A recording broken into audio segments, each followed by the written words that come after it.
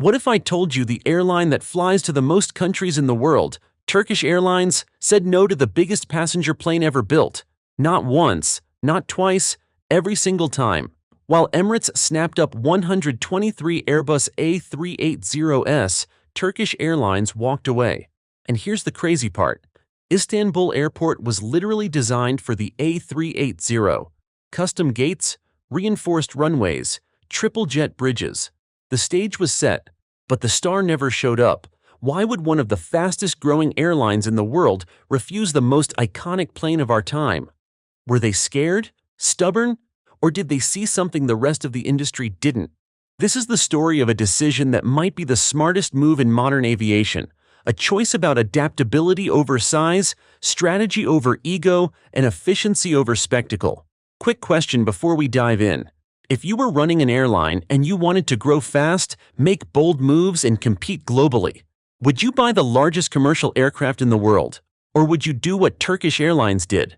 Let's roll back to 1993. Turkish Airlines was standing at a crossroads. The president of Turkey himself wanted the flashy Boeing 747-400, a plane with 400 seats that would scream, "We're global now." But the airline made a bold call. They studied the numbers. And what they saw changed everything. Turkey's flight demand swings wildly between seasons.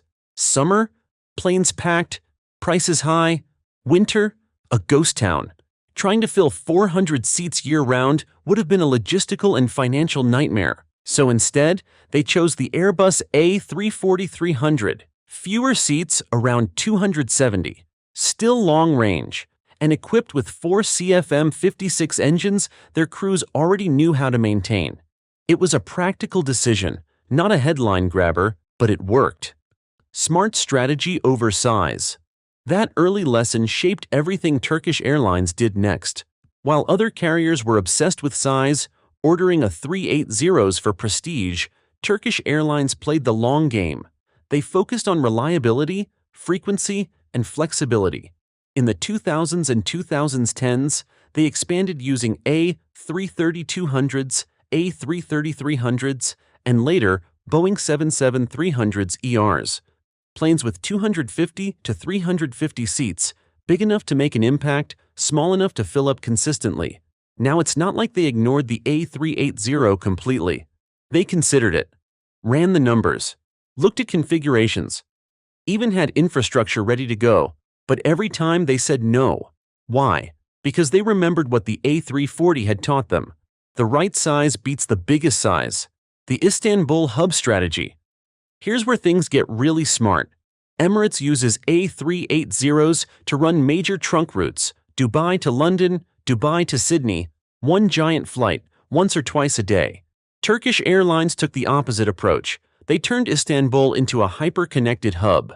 Instead of one massive A380 flying 550 passengers, they fly 3 A330s per day, each carrying 250 to 350 passengers. Same number of seats, but way more flexibility. Let's say a business traveler in Lagos wants to get to Bangkok. With Emirates, he's waiting for that single A380 departure. Miss it? Good luck. With Turkish Airlines? No problem. Another flight is leaving soon. And for the airline, more flights mean more connections. Every added flight multiplies the number of possible routes. That's how Turkish Airlines went from a regional airline to a global giant flying to over 300 destinations. But here's the twist that really seals the deal.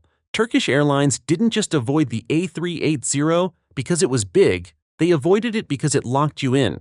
Once you buy a fleet of A380s, you have to fill them. You have to schedule them on major routes, even if demand drops.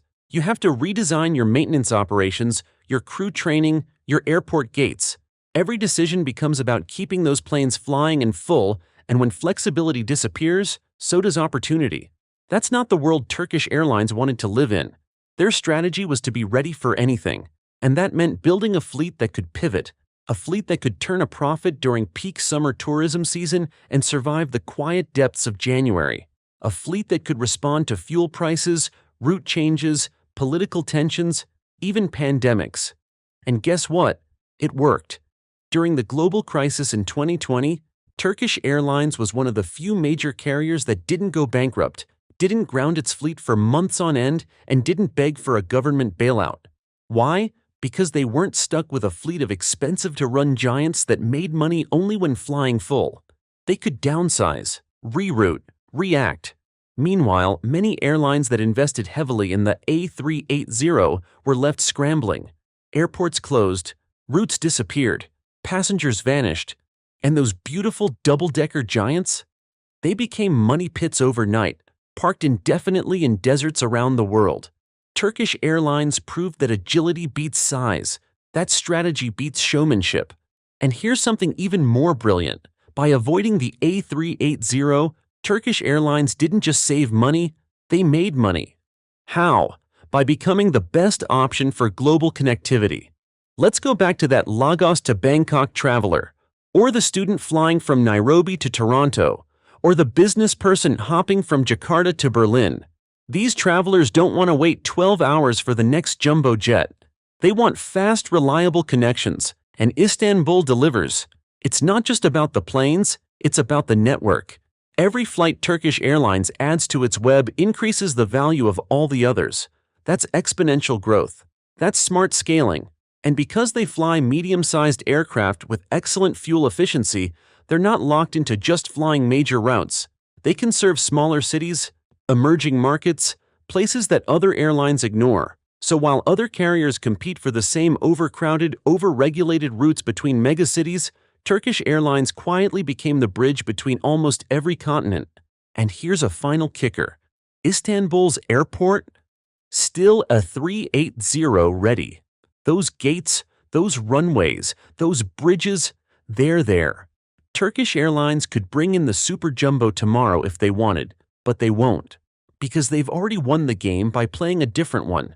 Turkish Airlines saw the writing on the wall long before others did. While competitors were doubling down on prestige and scale, they focused on resilience, reach, and realism. That's what makes this story so fascinating. It's not just about airplanes, it's about strategy versus spectacle. Think about the timing. The A380 was launched during an era of optimism. The early 2000s promised booming travel, expanding middle classes, and airports hungry for status symbols. The A380 felt like the future. More passengers, more luxury, more headlines. But then reality hit. Fuel prices surged. Global instability increased. Passenger habits changed. Suddenly, flying 550 people on one giant plane didn't make sense anymore. Not when a few efficient jets could do the same job faster, cheaper, and more often. Turkish Airlines didn't just avoid a financial trap, they positioned themselves as future-proof. And that's a rare move in aviation, where most airlines live quarter to quarter, hoping their big bets pay off. And now we're seeing the results. While other airlines are retiring their A380s early, Turkish Airlines is expanding. Their A350 and 787 fleets are growing, their short-haul NEOs are dominating regional routes, and their hub in Istanbul is thriving, not because of size, but because of smart connectivity. They've created a system where planes don't just fly, they flow. Routes connect seamlessly. Layovers are short, delays are rare, and with multiple daily flights to so many cities, passengers have options, and options are power. It's a modern airline built for a modern world, global, flexible, efficient, and green. And ironically, they've become just as prestigious without the A380. In fact, many travelers now associate Turkish Airlines with luxury, not because of big planes, but because of thoughtful service. Their lounges are award-winning. Their onboard food is celebrated.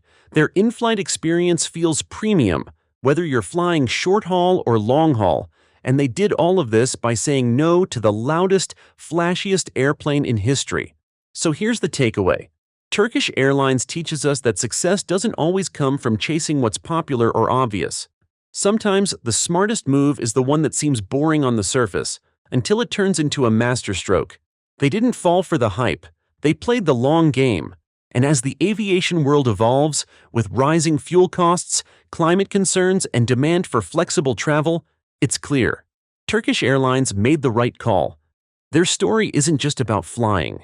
It's about vision, about making decisions that hold up over time, about choosing adaptability over attention. Because in the sky, as in life, the biggest plane isn't always the best. If you found this story insightful, there's more where that came from. Subscribe for our next video, the fascinating story of another aviation gamble that never got off the ground. Until then, remember, the smartest decision you make might be the one you don't make.